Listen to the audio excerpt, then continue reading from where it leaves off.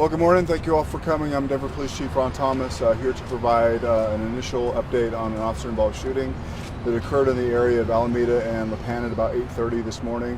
What I understand at this moment is that at about 8:20, we received a call that a man was pointing a weapon at passing cars that were traveling west on Alameda. Officers arrived on scene very quickly.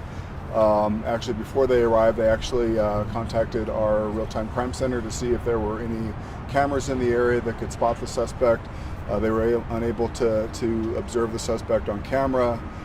They arrived on scene and then saw the suspect matching the description that was given here behind me between these two buildings just west of Lipan. They attempted to make contact with that individual. At some point, he pulled a firearm. It was a handgun that he pointed at officers. Officers fired an initial volley of rounds at the suspect. Unknown at this time if he was struck by any of those rounds. He was still pointing the weapon at the officers as they continued to issue commands and ask him to drop the weapon. After some time, probably about 5 minutes, while he continued to threaten the officers and point the handgun at them, another round was fired by an officer that did strike the individual. He was still conscious though, so they had to make a safe approach, disengage him from the firearm, take him safely into custody.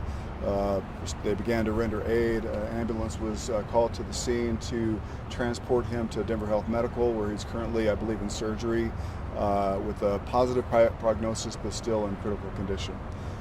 We have now launched our officer-involved shooting protocol.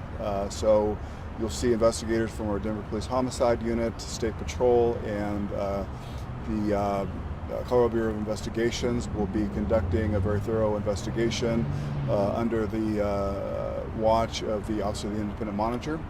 The results of that investigation ultimately will be turned over to the District Attorney for their review. So, any questions that I can answer? How many officers responded? Was it like more than one? Yeah, so there were 3 officers that we believe were involved in the shots fired. There were probably up to 10 officers that were on scene at the time that the shots were fired.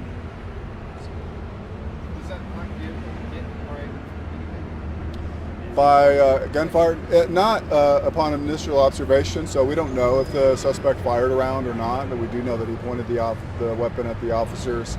We're still, kind of collecting out evidence and seeing where there are bullet strikes. Yeah, it looks like by that, whatever that. Yes. Thing is like a bullet. Is that what they're saying? Yeah, I believe those are bullet strikes, yes.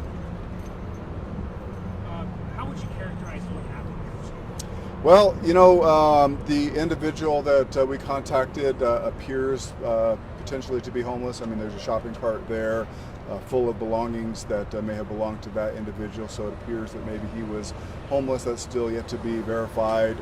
I don't know if there's some sort of mental health challenge that caused him to be pointing a weapon at passing vehicles.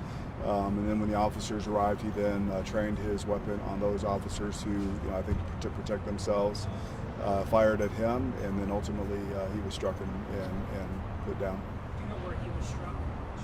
I believe in an upper extremity. I don't know exactly, where we'll be able to reveal that information later at a follow-up update. So it sounds like when the officers arrived, there was an initial firing of their weapons, then like 5 minutes passed, and then another firing. Yeah, there was some time that transpired between those volley of shots. Throughout that time, the officers were issuing commands, asking him to drop his weapon.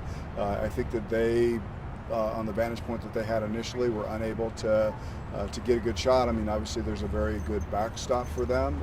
So we had officers reposition and wait until it was clear that he did not intend to drop his weapon and continued to threaten officers before another round of shots were fired. Do you know his approximate age? I don't. I just know that he's an adult male. The weapon that he had, will you be able to figure it out? I think so. I mean, it's very clearly it looks like a semi-automatic handgun. Obviously recovered. Yes, it has been recovered.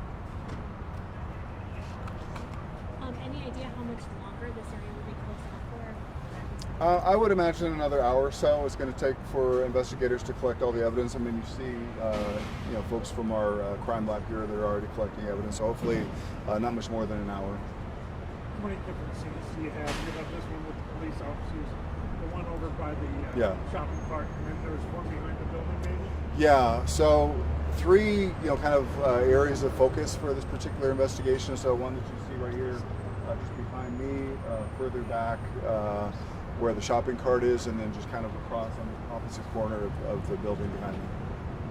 Obviously, Chief, officers didn't know if there was a mental health issue or anything like that. Was there any sort of discussion at the time?